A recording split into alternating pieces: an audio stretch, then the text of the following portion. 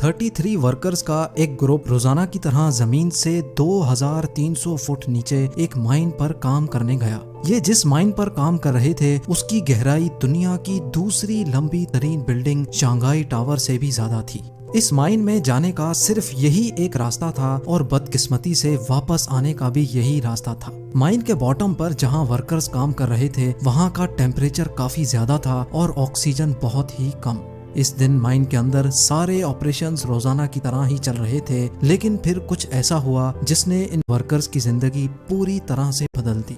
5 अगस्त 2010 का जब चिली के एटाकामा डेजर्ट के बीचों बीच एक माइन पर कॉपर और गोल्ड की माइनिंग का काम चल रहा था। ये माइन सेंट जोस के नाम से जानी जाती थी, जिसको एक प्राइवेट कंपनी ऑपरेट कर रही थी।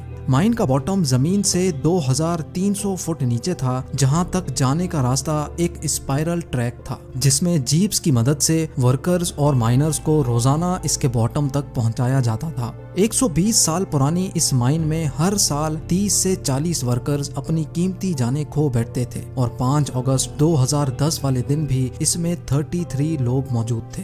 जमीन के अंदर जिस जगह पर ये माइनर्स काम कर रहे थे वहां माइन में क्रैक्स पड़ने की वजह से एक हादसा हुआ और एक बहुत बड़ा पत्थर माइन पर आ गिरा। इस पत्थर ने माइन पर आने वाले रास्ते को पूरी तरह से ब्लॉक कर दिया था, जिसको हटाना किसी भी सूरत में मुमकिन नहीं था। इस हादसे की वजह से वर्कर्स को तो नुकसान नहीं हुआ, लेकिन अब वो लोग एक ऐसी पोजीशन में खड़े थे कि जमीन से 2300 फुट नीचे ना ही वो वापस जा सकते थे, ना ही उनके पास इतना खाने का सामान था, ना ही उनका जमीन से कांटेक्ट बाकी बचा था और चारों तरफ से फंस जाने की वजह से ना ही वहां इतना ऑक्सीजन मौजूद था। उनके लिए ये ऐसा ही था जैसे वो 33 वर्कर्स कब्र में दफन किए गए हों और वो भी जिंदा। लेकिन हैरत अंगेज तौर पे पूरे 69 डेज के बाद उनको माइन से जिंदा निकाल लिया गया। पर आखिर ये मुमकिन कैसे हुआ? अपने साथ सिर्फ एक वक्त का खाना लेकर जाने वाले पूरे 69 डेज तक जिंदा कैसे रहे? कैसे इतने लिमिटेड ऑक्सीजन में उन्होंने गुजारा किया? और जिस माइन को खोदने में पूरे 120 साल लगे थे, उसके बॉटम में फंसे वर्कर्स को निकालने के लिए इंजीनियरिंग टीम को किन किन मुश्किलात का सामना करना पड़ा? ये सब आप जान सकेंगे आज की इस वीडियो में। तो आइए आगे बढ़ते हैं। Challenge number 1। यह खतरनाक कोलैप्स दोपहर 2 बजे हुआ था और उसकी शिद्दत इतनी ज्यादा थी कि ना सिर्फ माइन के एंट्री पॉइंट से मिट्टी का धुआं निकला था, बल्कि उसने आसपास के इलाके को भी हिलाकर रख दिया। ये खबर पूरे चिली में आग की तरह फैल गई। माइनिंग कंपनी ने फौरन इमरजेंसी अलर्ट जारी कर दिया। सबको यही फिक्र खाई हुई थी कि उनके प्यारे जिंदा हैं या नहीं, लेकिन उसके लिए जरूरी था कि माइन के अंदर जाकर देखा जाए। माइनिंग कंपनी का कहना था कि इस कोलैप्स की वजह से माइन काफी कमजोर हो चुकी है और उसके अंदर जाना खतरे से खाली नहीं है। इसी वजह से माइनिंग कंपनी ने रेस्क्यू ऑपरेशन करने से इनकार कर दिया। जैसे जैसे वक्त गुजरता जा रहा था, वैसे वैसे माइन में फंसे वर्कर्स के बचने की उम्मीद भी खत्म होती जा रही थी। लेकिन वहीं एक रिटायर्ड माइनर जोस वेगा भी मौजूद था, जो उन फंसे हुए वर्कर्स में से एलेक्स नामी एक वर्कर का बाप था। अपने बेटे को किसी भी सूरत बचाने के लिए जोस अपनी जान खतरे में डालने के लिए राजी हो गया। Challenge number 2। जब रिटायर्ड माइनर जोस अपनी गाड़ी में माइन के अंदर एंटर हुआ तो वहां का मंजर बिल्कुल ही अलग था। जोस का कहना था कि जगह जगह माइन में गहरे क्रैक्स पड़े हुए थे और अभी तक छोटे मोटे पत्थर गिरने का सिलसिला जारी था। जोस जानता था कि माइन बहुत कमजोर है और किसी भी वक्त उसको नुकसान पहुंचा सकती है, लेकिन फिर भी वो अंदर जाता रहा। थोड़ा आगे जाकर जोस ने जो देखा वो उसके लिए यकीन करना बहुत मुश्किल था। उसका रास्ता एक मेगा स्टोन ने रोक लिया था। ये वही पत्थर था जिसने पूरी माइन को कोलैप्स किया था, और ये कोई आम पत्थर नहीं बल्कि ये डायोराइट का बहुत बड़ा पहाड़ था।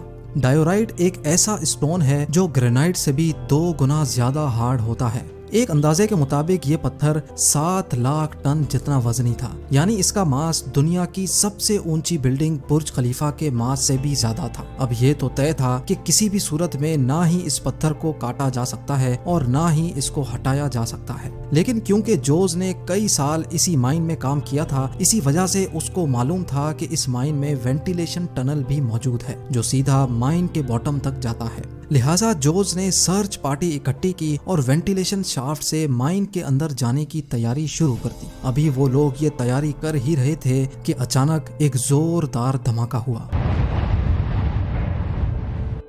ये था सेकंड कोलैप्स और इस कोलैप्स ने वेंटिलेशन शाफ्ट को भी क्रश कर दिया था। Challenge number 3। Ventilation shaft crush होने के बाद जोज अपने बेटे को बचाने की आखिरी उम्मीद भी खो बैठा था। इंसानों की टीम का माइन के अंदर जाने का अब कोई ऑप्शन नहीं बचा था। पूरे 24 घंटे गुजर चुके थे और अब ये मामला इतना वायरल हो चुका था कि चिली गवर्नमेंट को मैदान में उतरना पड़ा, जिसके लिए चिली के माइनिंग मिनिस्टर लॉरेंस गोल्बॉन ने माइन का विजिट करने के बाद हाई स्पीड ड्रिलिंग रिग्स मंगवाई।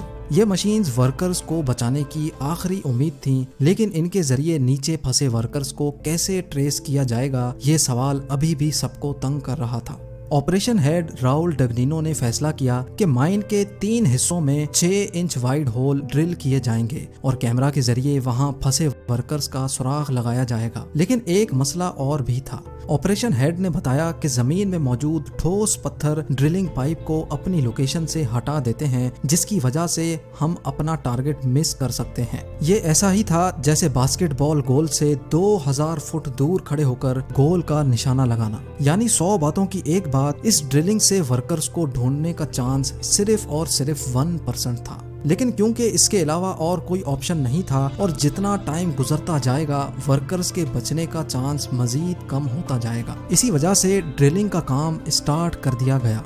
Challenge number 4। अब टोटल 7 दिन गुजर चुके थे और ड्रिलिंग का काम अभी तक चल रहा था। एक्सपर्ट्स को माइन के अंदर 3 जगह पर वर्कर्स के फंसे रहने का शक था। पहली जगह 1000 फीट नीचे थी, जहां पर किसी किस्म की कोई भी मूवमेंट नहीं दिखाई दी। दूसरी जगह 1660 फीट नीचे थी, लेकिन वहां पर भी सिर्फ अंधेरे के अलावा कुछ नहीं था। माइनिंग लोकेशन पर मौजूद लोगों की बेकरारियां बढ़ती चली जा रही थी और आहिस्ता आहिस्ता वर्कर्स के बचने का चांस भी कम होता जा रहा था। ड्रिलिंग का काम दिन रात बगैर किसी ब्रेक के चल रहा था और अब बारी थी तीसरी और लास्ट लोकेशन पर ड्रिल करने की। ये जगह जमीन से 2300 फुट नीचे थी, जहां पर एक छोटा रूम मौजूद था जिसको रेफ्यूज भी कहा जाता था। किसी भी हंगामी हालात में वर्कर्स रेफ्यूज में इकट्ठे हो जाते हैं, जहां पर 3 दिन का खाना मौजूद होता है। लेकिन यहाँ एक और मसले ने जन्म लिया और वो मसला ये था कि रेफ्यूज तक ड्रिलिंग पाइप को लेकर जाने में मजीद 1 हफ्ते का वक्त लग सकता था। यानी पहले ही 1 हफ्ता गुजर चुका था और अब मजीद 1 हफ्ता लगने जा रहा था। अगर वर्कर्स रेफ्यूज तक पहुंच भी गए होंगे तब भी उनके पास सिर्फ 3 दिन का खाना मौजूद होगा। लेकिन अब चूंकि और कोई चारा नहीं था, इसी वजह से ड्रिलिंग का काम एक बार फिर से शुरू हो गया। Challenge number 5। अब एक्सपर्ट्स को रेफ्यूज तक ड्रिलिंग पाइप पहुंचाने के लिए एक खास एंगल पर ड्रिलिंग पाइप को अंदर भेजना था, ताकि वो 2300 फुट के बाद सीधा रेफ्यूज को हिट करे। लिहाजा एक खास एंगल निकाला गया और ड्रिलिंग का काम स्टार्ट हो गया। मुसलसल 7 दिन की ड्रिलिंग के बाद पाइप 2300 फुट नीचे तो पहुंच गया, लेकिन वहां पर भी सिर्फ अंधेरा ही अंधेरा था। मालूम पड़ा कि पाइप का निशाना रेफ्यूज से सिर्फ 100 फीट दूर जा लगा था। अब 14 दिन गुजर चुके थे और वर्कर्स के जिंदा रहने का चांस ना होने के बराबर ही बचा था। नाउमीदी बुरी तरह फैल चुकी थी और ऑपरेशन हेड ने रेस्क्यू मिशन खत्म करने का ऐलान भी कर दिया था। लेकिन फिर चिली के माइनिंग मिनिस्टर लॉरेंस गोल्बॉन ने अपनी जाती कैलकुलेशन से एक आखिरी बार ड्रिल करने की रिक्वेस्ट की। लिहाजा अब आखिरी बार ड्रिलिंग का काम स्टार्ट हो गया। मजीद 3 दिन के बाद ड्रिलिंग पाइप एक बार फिर से 2300 फुट नीचे पहुंच गया। अभी पाइप को निकालकर कैमरा भेजना था, लेकिन अचानक माइनिंग मिनिस्टर को पाइप में से एक अजीब सी आवाज सुनाई दी। पहले तो लगा कि शायद ये पाइप पर पत्थरों के गिरने की आवाज है, लेकिन फिर स्टेथोस्कोप लगाकर चेक किया तो ये ऐसी आवाज थी जैसे कोई इंसान पाइप पर हथौड़े मार रहा हो।